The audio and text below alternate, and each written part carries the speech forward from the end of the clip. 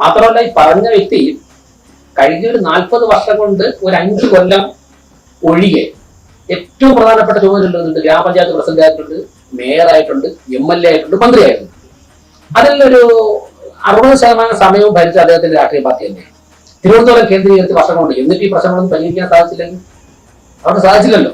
ഞങ്ങൾക്ക് 90 ദിവസമല്ലായിരുന്നു. അപ്പോൾ തിരുവനന്തപുരത്തെ മാലിന്യ പരിഹാര പ്രശ്നത്തിൽ എന്തെങ്കിലും പ്രതിസന്ധി ഉണ്ടായിട്ടുണ്ടെങ്കിൽ ഈ പറഞ്ഞ വ്യക്തികളാണ് അതിന്റെ അടിസ്ഥാനം. ഞാൻ ചോദിക്കട്ടെ, അന്ന് വാങ്ങിയ ടിപ്പർ എത്ര കോടി രൂപ? അന്ന് നാട്ടിലത്തിന് കൊണ്ടുവച്ച വ്യക്തികൾ ഇതെല്ലാം കളക്ട് ചെയ്യാൻ വേണ്ടിയിട്ട് കൊണ്ടുവച്ച കണ്ടെയ്നറുകൾ, ആ കണ്ടെയ്നറുകളിലെല്ലാം ജഗതിയിൽ വാരി കൂട്ടിയിട്ടുള്ളത് അതെല്ലാം അവിടെ പോയി.